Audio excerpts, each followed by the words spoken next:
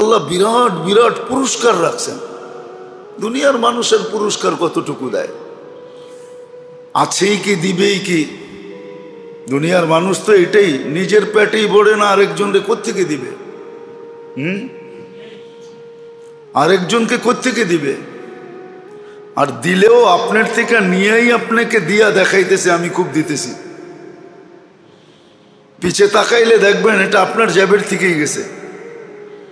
যেটা উনি দিয়া শো করতেছে ওটা যদি তাকান, খুঁজতে যান, তো দেখবেন যে আপনার জেবের থেকেই গেছে, আপনার জেবের থেকেই গেছে। ওইটাই আপনাকে রিপিট করতেছে। দুনিয়ার মানুষের তো এই অবস্থা, আল্লাহর এরকম না। আল্লাহ বড় বড় পুরস্কার রাখছে। এই জন্য দিক নির্দেশনা আমাদেরকে দেন যেন আমরা বিপদ থেকে বেঁচে যাই। কোরআন এটাই বুঝায়, বিপদ মানুষের উপর এই জন্যই আসে। আর এটা আল্লাহর ইহসান, লিউযীকাহুম বাদাল্লাযী আমিলু লাআল্লাহুম ইয়ারজিউন। বিপদ আইনা আল্লাহ মানুষকে দূরে করতে চান না, কাছে করতে চান, বিপদ কাছে করার জন্য। কিন্তু হ্যাঁ, এটার ভিতরে দুই ভাগ হয়, এটার ভিতরে দুই ভাগ হয়ে যায়। কোনো ব্যক্তির বিপদ তাকে আল্লাহর কাছে করে, সে সারাদিন আল্লাহ আল্লাহ করে, আল্লাহর দিকে দৌড়ায়। আর কোনো ব্যক্তি বিপদে পড়া আল্লাহর থেকে দূরে সরে, তখন আল্লাহর দিকে অভিযোগের আঙ্গুল উঠায়। হ্যাঁ, আমরা সবাই উঠাই, ইস্তেগফার তো পরের কথা, আমরা সবাই উঠাই। বিপদে পড়লেই কয় আল্লাহ কি আমারে ছাড়া আর কাউকে চোখে দেখে নাই? এটা কি চারটিখানি ছোট কথা নাকি? অনেক বড় কথা। গরিব বলে আল্লাহ আমাকে কি দিছে, রিক্সাওয়ালা বলে আল্লাহ আমাকে কি দিছে? ও দেখে না, ও যে দেহটা দিয়ে রিক্সা চালায়, আর দেহটার ভিতরে যে শক্তিটা দিছে রিক্সা চালানোর মতো। এখন তো অটো রিক্সা চলে আসছে, এর আগে তো অটো ছিল না। কি অটো চালাইতে বুঝি দেহ লাগে না? না, ওইটা অটো চলে, নাম অটো দেখে অটোই চলে, ওটার জন্য দেহর দরকার হয় না? ওটাকে কি ব্রেক দিতে হয় না? ওটাকে ডাইনে বামে করতে হয় না? না, ওটা অটো চলে। ও তো দেখে না, ওর দেহটা দেখে না যে আল্লাহ ওকে সুস্থতা দিছে। ওর মতোই কত মানুষ হাসপাতালে পড়ে আছে, সারাদিন ক্লান্ত হয়ে যে বিকালে বাড়িতে যায়, পাওয়ার ব্যাংকের মতো যদি ক্লান্তিটা জমা থাকতো ওটার ভিতরে, দেহের ভিতরেই জমা থাকতো, আল্লাহ কি সিস্টেম করতে পারতেন না? পাওয়ার ব্যাংকে যদি বিদ্যুৎ জমা থাকতে পারে, তাহলে আল্লাহ কি ক্লান্তি শরীরের ভিতরে জমা রাখতে পারতেন না? না, পারতেন না? না, আল্লাহর কাছে এই সিস্টেম নাই, না আল্লাহ এই সিস্টেম জানে না।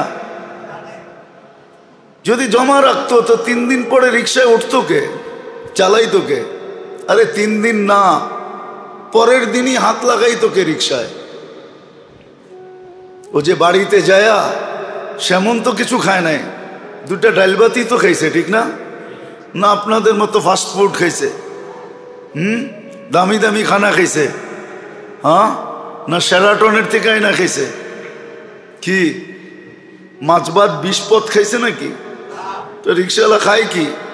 হয়তো একটু শাক, একটু ভর্তা সর্তা। হ্যাঁ, ওইদিকে যাইতে চাই না যে দাম বাড়ছে, ওর নাগালের বাহিরে চলে গেছে, ওটা ভিন্ন কথা।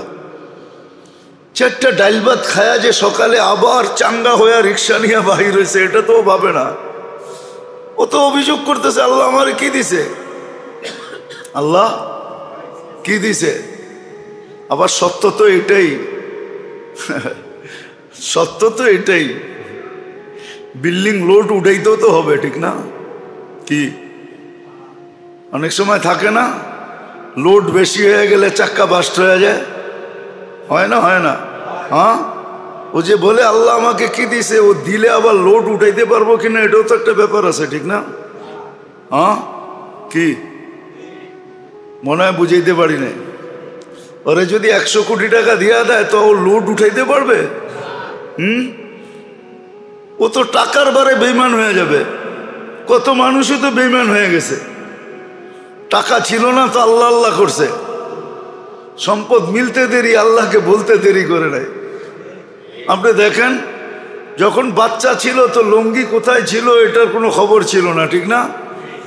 যুবক হইতে দেরি, বাপ আসতে দেরি করে না। এখন বাপ লয়া চলে, জিন্সের প্যান্টের বাপ কি, টি শার্টের বাপ কি, চুলের স্টাইল কি, বাপ নিয়ে চলে না। অথচ অল্প কয়েকদিন আগে ওর লুঙ্গিরও খবর ছিল না। যখন বাচ্চা ছিল তখন কি লুঙ্গিরও খবর ছিল না। লুঙ্গি কই ছিল? ঘুমাইতো এক জায়গায়, লুঙ্গি আরেক জায়গায়, ঠিক না? এরমই তো ছিল। হ্যাঁ, মা বাবা সকালে ঘুমেরতে উইটা বলতো, তোর জ্বালায় আর বাঁচলাম না, তুই ঘুমাস কই, লুঙ্গি কই, ঠিক না? যুবক হইতে দেরি, বাবা আসতে দেরি হয়। তো লোডও তো সইতে হবে। যাক, যেটা আমি বুঝাইতে চাইতেছি, আল্লাহ করুক বুঝে আসুক আমাদের। শিখি আমরা যে কোন অবস্থায় আমাকে কি করতে হবে, কোন অবস্থায় আমাকে কোন দিকে যেতে হবে, আল্লাহর দিক নির্দেশনা কি, আল্লাহর রসুল কি বলছেন, দিক নির্দেশনা কি দিছেন। কোরআন এটাই বোঝায়, ইদা আসাবাতহুম মুসিবাতুন ক্বালু ইন্না লিল্লাহ। মুসিবত আসতে দেরি, আল্লাহকে ডাকতে দেরি করো না। ইদা আসাবাতহুম মুসিবাতুন ক্বালু ইন্না লিল্লাহ। এটা শুধু মরার খবর শুনে না, এটা সর্বক্ষেত্রে। এটা একটা রুলস শিখাইতেছেন আল্লাহ, নিয়ম শিখাইতেছেন যে তুমি কি করবে, মুসিবত আসলে করবে কি, মুসিবত আসলে করবে কি। তখন আল্লাহ বইলা চিৎকার দাও, আল্লাহর দিকে দৌড়াও। আল্লাহর চেয়ে বড় নিরাপদ আশ্রয় কোথাও নাই। আল্লাহ সবচেয়ে বড় নিরাপদ আশ্রয়, আল্লাহর চেয়ে বড় নিরাপদ আশ্রয় কোথাও নাই। এটাই সত্য। যদিও বিবেক বুঝবে না, বুদ্ধি বুঝবে না, বিদ্যা বুঝবে না, কেননা এখন তো পুরাটাই আমাদের জীবন উল্টা গঙ্গা। গঙ্গা এখন উল্টা বাইতেছে, সিধা না, সব উল্টা।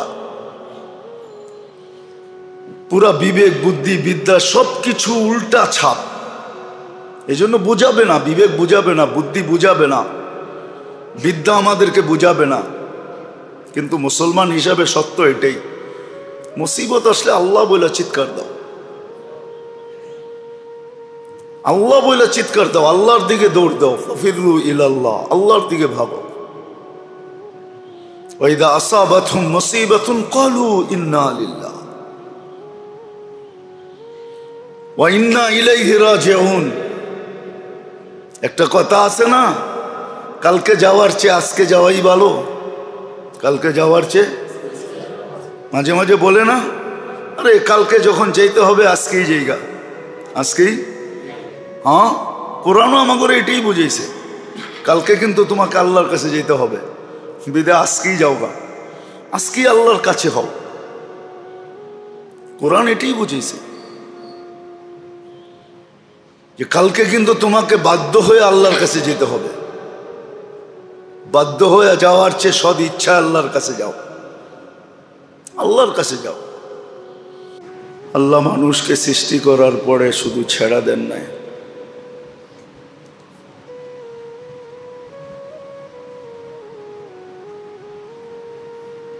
দুনিয়ার মানুষ কিছু তৈরি করে, কিন্তু এটাকে গ্যারান্টি দিয়া, 2-1 বছরের গ্যারান্টি দিয়া ছেড়া দেয়। ফ্রি সার্ভিস খুব কমই দেয়, কোম্পানি ফ্রি সার্ভিস খুব কমই দেয়। সামান্য কিছু কোম্পানি আছে যে ফ্রি সার্ভিস দেয়, আর দিলেও অল্প সময়ের জন্য দেয়।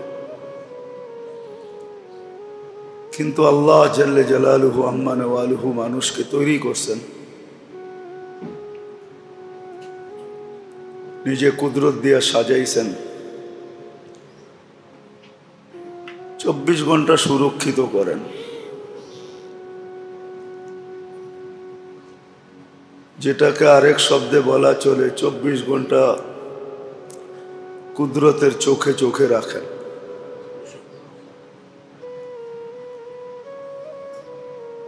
মানুষ তো সিসি ক্যামেরায় কতক্ষণ নজর রাখে, সামান্য সময় সিসি ক্যামেরার মনিটরিং দেখতে থাকে,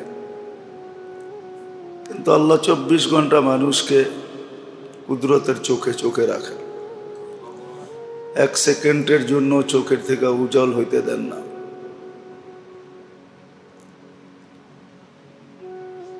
অস্তিত্ব দিলেন, সাজাইলেন, সুরক্ষিত করলেন, চোখে চোখেও রাখেন, আবার লালন পালনও করেন।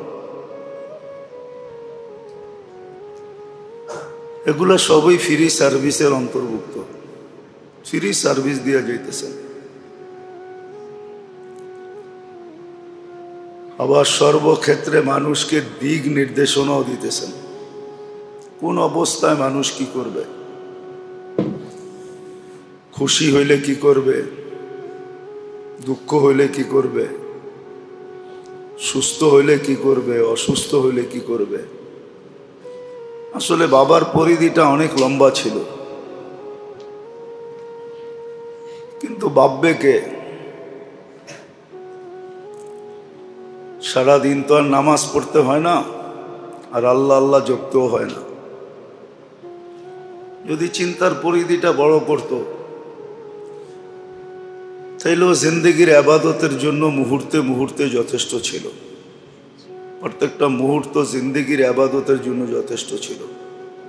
আর হাদিসে এটাই পাওয়া যায়, লা তাফাক্কুরু সাআ খায়রুম মিন ইবাদাতি 60 ও 70 সানা। সামান্য মুহূর্তের চিন্তা 60-70 বৎসর টানা কন্টিনিউ বন্দেগীর চেয়েও উত্তম। তাও কবুল। বন্দেগি করার পরে তো একটা সন্দেহ থাকে, কবুল হলো কি হলো না। এটা কিন্তু কবুল, কবুল লেখা হয়। কিন্তু আসলে চিন্তার পরিধিটা কেউ তো বড় করতে চায় না, ভাবতেই চায় না। সারাদিন 9-6 নিয়ে ভাবতে ভাবতেই দিন শেষ হয়ে যায়। আবার রাত শুরু হয় তো রাতও 9-6 নিয়েই শেষ হয়ে যায়। 9-6 বলতে দুনিয়া বুঝাইলাম, দুনিয়া নিয়েই সারাদিন ভাবি, ছোট জীবনটা নিয়েই সারাদিন ভাবি, যে কি করে উন্নত পোশাক পরানো যায়, বা বলা যায় এই ছোট দেহটা নিয়েই ভাবি, ছোট সংসারটা নিয়েই ভাবি, ছোট ফ্যামিলিটা নিয়েই ভাবি। এর বেশি মনে হয় কারো ভাবার সুযোগ হয় না। ছোট দেহটা নিয়ে ভাবে, নাহলে ছোট সংসারটা নিয়ে, ফ্যামিলিটা নিয়ে, পরিবারটা নিয়ে ভাবে। না, আজকাল তো আর মানুষের ডজন ডজন বাচ্চা হয় না, 2-3 এটাই বেশি, ঠিক না? বেশিরভাগই তো 2। ডজন ডজন বাচ্চা তো আর এখন মানুষ নেয়ও না, হয়ও না। সত্য তো এটাই। 1-2, এই 4 নিয়েই ভাবনা। এন্টার ফ্যামিলি নিয়ে ভাবে খুব কম লোক। কি বলেন, সত্য না? ভাই ব্রাদার, ভাই বোন, আত্মীয় স্বজন নিয়ে মানুষের ভাবনা খুব কম, খুব কম ভাবে। প্রবাদ বাক্যই বানায় নিছে, নিজের চরখায় তেল দাও। অথচ ভাবলে একটা জিনিস বাহির হয়, যে অন্যের জন্য করলে তার জন্য স্বয়ং আল্লাহ ফেরেশতা নির্ধারিত করায়। নিয়ম ছিল এরকম, তুমি অন্যের জন্য করবা তো তোমার জন্য ফেরেশতা নির্ধারিত করে আল্লাহ তোমার কাজগুলা করায় দিবে। সিস্টেম কিন্তু এরকম ছিল, এটা আল্লাহর পক্ষ থেকে নির্ধারিত। কিন্তু কেউ পরের জন্য ভাবে না, শুধু নিজের জন্য ভাবে, নিজের পরিবারের জন্য ভাবে, ফ্যামিলির জন্য ভাবে। এরকম লোকের সংখ্যা খুব কম, নিজের পুরা ফ্যামিলি সহ ভাবে। এতটুকুর ভিতরেই 24 ঘন্টা শেষ হয়ে যায়। বাকি যে ভাবনার কথা বলতেছি, ওটা বাবার তো সুযোগই নেই। কখন ভাববে? তো যেটা বুঝাইতেছিলাম যে আল্লাহ অস্তিত্ব দিছেন, অস্তিত্ব কতটুকু দিছে এটা চোখের সামনে। সবার ঘরে বাচ্চা জন্ম নেয়, সে চোখে দেখে যে বাচ্চাটা কতটুকু জন্ম নেয়। তারপরে আল্লাহ এটাকে সাজায়, সাজান আবার সুরক্ষা করেন, 24 ঘন্টা সুরক্ষিত করেন, কুদরত দিয়া করেন, আবার রক্ষণাবেক্ষণও করেন, প্রতিপালন লালন পালন যাকে বলে লালন পালনও করেন। প্রয়োজনের বস্তুগুলা সব হাতের নাগালে আইনা দেন। ওটাকে অর্জন করার অ্যাবিলিটিও আল্লাহ দিয়ে দেন। ধনী কিন্তু আল্লাহই বানায়, পয়সাওয়ালা আল্লাহ বানায়। মানুষ নিজে পয়সাওয়ালা হইতে পারে না। যদি হইতে পারতো তাহলে শারীরিক শ্রম যারা দেয় ওরা সবচেয়ে বেশি ধনী হতো। ওরা সবচেয়ে বেশি, যুক্তি এটাই বলে, লজিক এটাই বলে, যারা শারীরিক পরিশ্রম করে ওরা সবচেয়ে বেশি ধনী হতো। বাস্তব লজিক এটাই বুঝায়, যুক্তি এটাই বুঝায়। কিন্তু শারীরিক পরিশ্রম যারা করে ওরা ওটা করতে করতেই জীবন শেষ হয়ে যায়। এই জন্য তো প্রবাদ বাক্য বানায় নিছে, লেখোগে পড়োগে बनोगे नवाब, খেলোগে কোদোগে बनोगे খারাপ। হ্যাঁ, প্রবাদ বাক্য বানায় নিছে। হ্যাঁ, কলম হাতে নিতে পারলে আর কিছু লাগবে না, খালি খোঁচা মারবে আর কামাবে। এটাই তো সিস্টেম এখন, ঠিক না?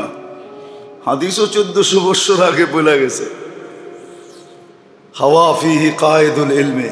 একদিন আসবে মানুষ বিদ্যার আলোকে চলবে না, বিদ্যাকে স্বার্থ সিদ্ধির জন্য ব্যবহার করবে, নিজের স্বার্থের জন্য ব্যবহার করবে বিদ্যাকে।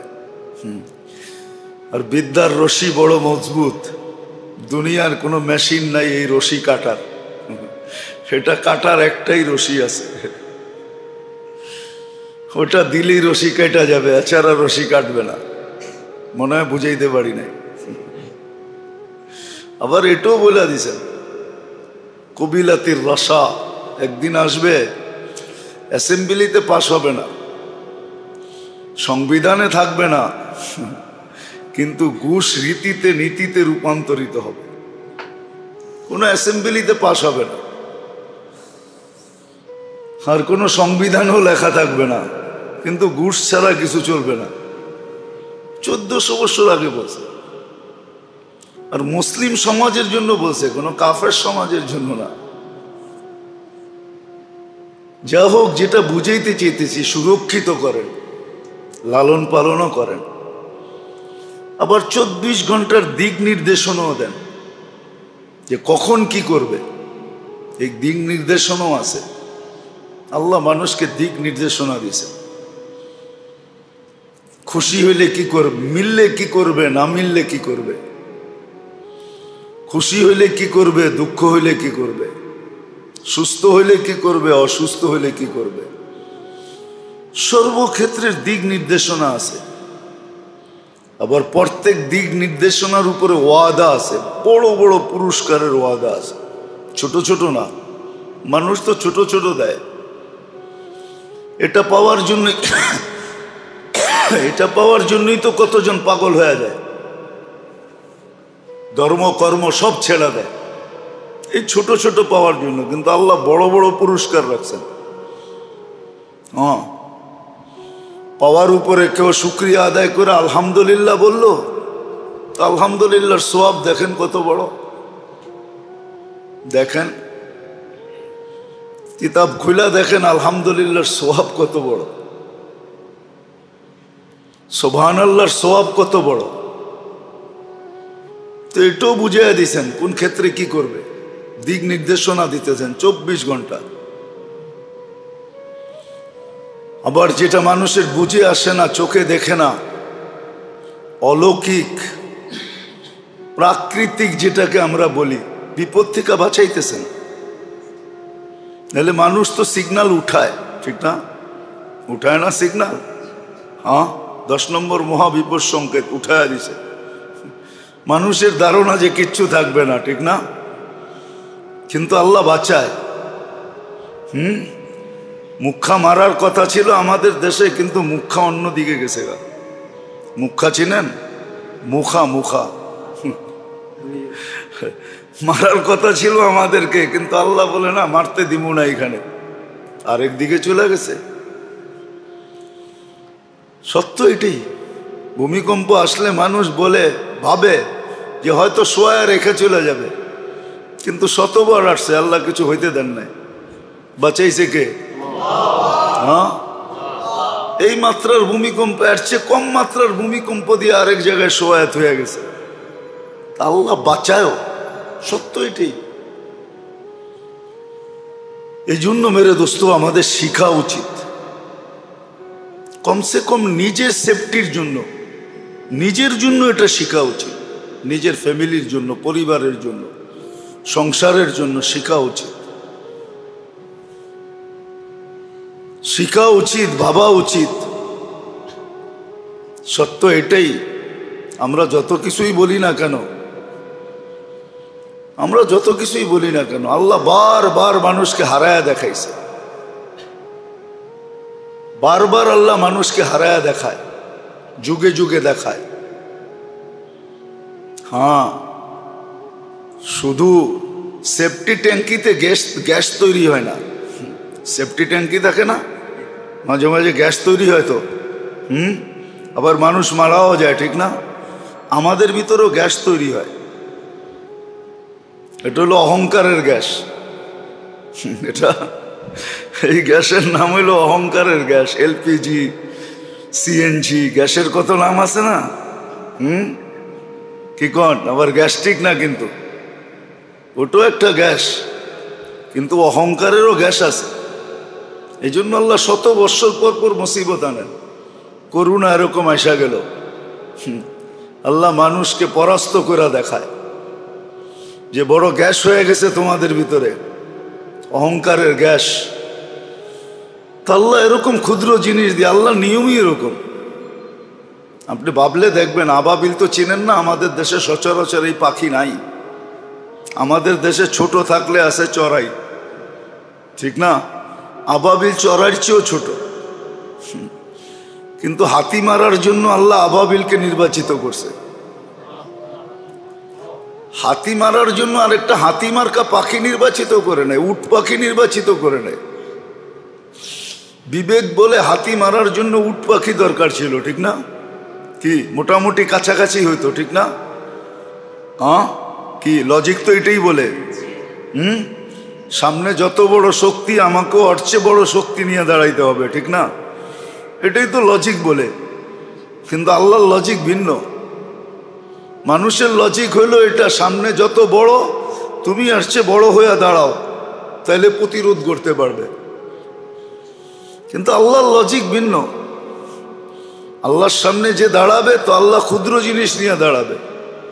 দেখেন আপনি, নমরুদি শক্তি, 800 বৎসরের রাজত্ব, 400 বৎসর টানা, আর সারা দুনিয়ার উপরে রাজত্ব।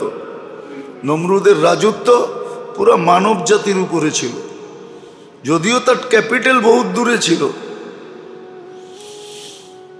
ক্যাপিটাল এক জায়গায় ছিল, কিন্তু রাজত্ব ছিল 4 জনের ভিতরে নমরুদ একজন, যাকে আল্লাহ সারা দুনিয়ার রাজত্ব দিছে। কিন্তু তার বিরুদ্ধে আল্লাহ দাঁড় করাইছে মশাকে। দুনিয়ার লজিকের বিলকুল উল্টা। দুনিয়ার লজিক বলে সামনেওয়ালা এক মুখা দিছে, তুমি 3টা মারো, তাইলে তুমি বোঝা যাবে পাওয়ারফুল। কিন্তু আল্লাহর লজিক এরকম না, আল্লাহর লজিক বিলকুল উল্টা। মানুষ ভাবে না। তো আল্লাহ মশাকে নির্বাচিত করছে নমরুদি বাহিনীকে মারার জন্য, আর কিছু না, শুধু মশা। নমরুদের জন্য মশা। আবার ভালো মশা যদি হইতো, তাহলেও মনটাকে বুঝাইতে পারতাম, তাও ল্যাংরা, পাও নাই। হাসার জন্য না, ভাবার জন্য। এটা এই জন্য দিছে, ভাবো।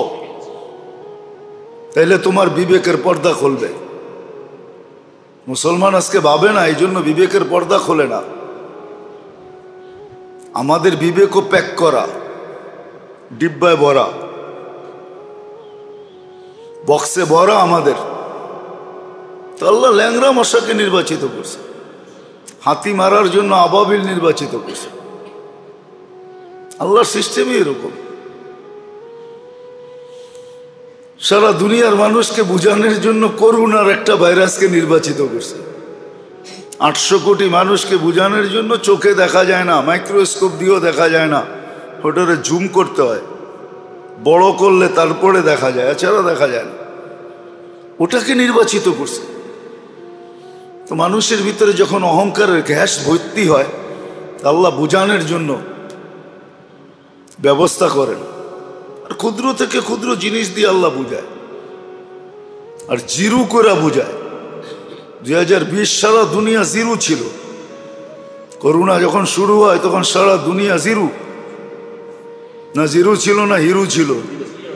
হ্যাঁ, জিরু ছিল। যারা সারাদিন ঘুরতো, বস্তিতে থাকতো, ওদের ভিতরে কোনো প্রভাবই পড়ে নাই।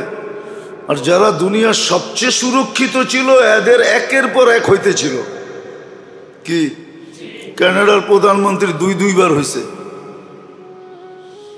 ইংল্যান্ডের প্রধানমন্ত্রীর হয়েছে, আরো এরকম কত প্রধানমন্ত্রীর হয়েছে আমরা জানি না, মিডিয়া চর্চাই করে নাই, মিডিয়া জানায় নাই, আমরাও জানি নাই। সত্য তো এটাই। এই জন্য আল্লাহ বুঝে, আল্লাহ দিক নির্দেশনা দেন যে কোন অবস্থায় তুমি কি করবে। আবার বললাম না, এটার উপরে আল্লাহ বিরাট বিরাট পুরস্কার রাখছেন। দুনিয়ার মানুষের পুরস্কার কতটুকু দেয়? আছেই কি, দিবেই কি? দুনিয়ার মানুষ তো এটাই, নিজের পেটেই ভরে না, আরেকজনকে কোত্থেকে দিবে? আরেকজনকে কোত্থেকে দিবে? আর দিলেও আপনার থেকে নিয়েই আপনাকে দিয়া দেখাইতেছে আমি খুব দিতেছি। পিছে তাকাইলে দেখবেন এটা আপনার জ্যাবের থেকেই গেছে। যেটা উনি দিয়া শো করতেছে, ওটা যদি তাকান, খুঁজতে যান, তো দেখবেন যে আপনার জ্যাবের থেকেই গেছে, আপনার জ্যাবের থেকেই গেছে। ওইটাই আপনাকে রিপিট করতেছে। দুনিয়ার মানুষের তো এই অবস্থা, আল্লাহর এরকম না। আল্লাহ বড় বড় পুরস্কার রাখছে। এই জন্য দিক নির্দেশনা আমাদেরকে দেন, যেন আমরা বিপদ থেকে বেঁচে যাই। কোরআন এটাই বুঝায়, বিপদ মানুষের উপরে এই জন্যই আসে। আর এটাও আল্লাহর ইহসান, লিউযীকাহুম বাদাল্লাযী আমিলু লাআল্লাহুম ইয়ারজিউন। বিপদ আইনা আল্লাহ মানুষকে দূরে করতে চান না, কাছে করতে চান, বিপদ কাছে করার জন্য। কিন্তু হ্যাঁ, এটার ভিতরে দুই ভাগ হয়, এটার ভিতরে দুই ভাগ হয়ে যায়।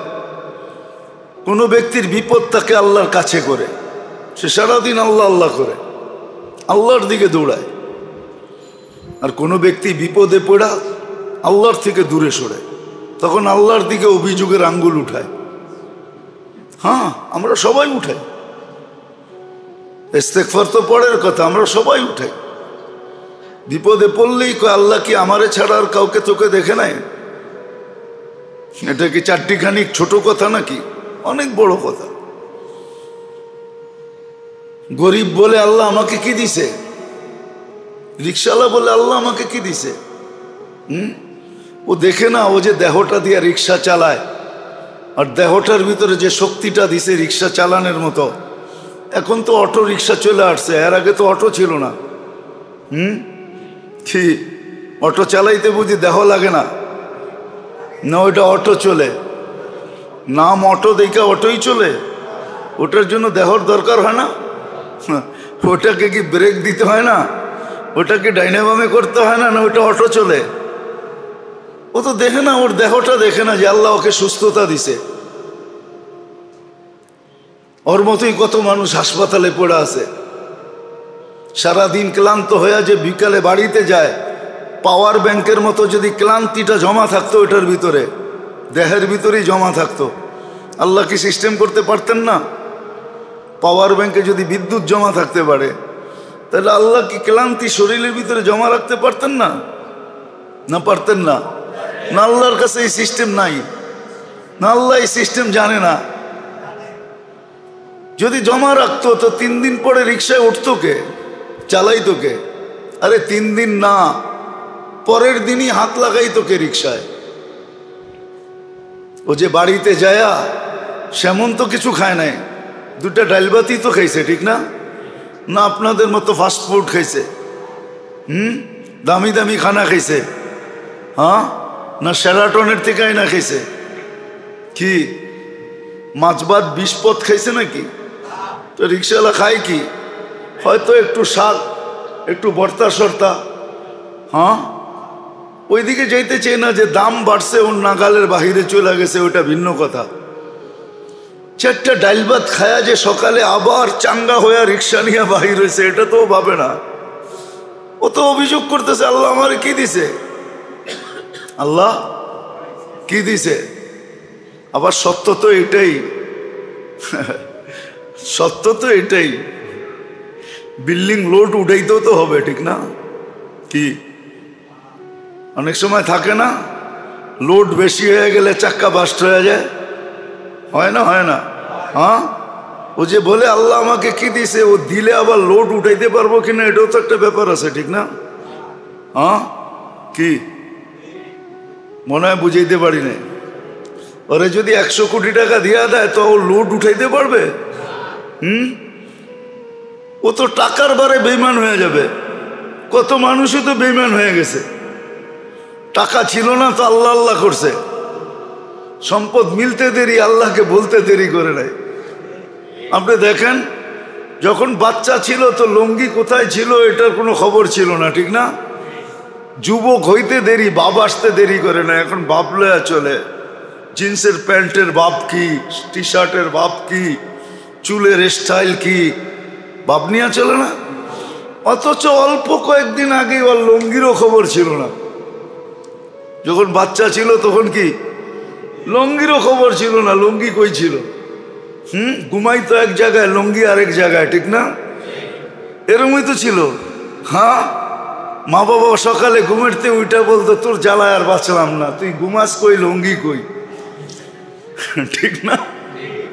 যুবক হইতে দেরি, বাবা আসতে দেরি হয়, তো লোডও তো সইতে হবে। যাক, যেটা আমি বুঝাইতে চাইতেছি, আল্লাহ করুক বুঝে আসুক, আমাদের শিখি আমরা যে কোন অবস্থায় আমাকে কি করতে হবে, কোন অবস্থায় আমাকে কোন দিকে যেতে হবে, আল্লাহর দিক নির্দেশনা কি, আল্লাহর রসুল কি বলছেন, দিক নির্দেশনা কি দিছেন। কোরআন এটাই বোঝায়, ইদা আসাবাতহুম মুসিবাতুন ক্বালু ইন্না লিল্লাহ। মুসিবত আসতে দেরি, আল্লাহকে ডাকতে দেরি করো না। ইদা আসাবাতহুম মুসিবাতুন ক্বালু ইন্না লিল্লাহ। এটা শুধু মরার খবর শুনে না, এটা সর্বক্ষেত্রে, এটা একটা রুলস শিখাইতেছেন আল্লাহ, নিয়ম শিখাইতেছেন যে তুমি কি করবে, মুসিবত আসলে করবে কি,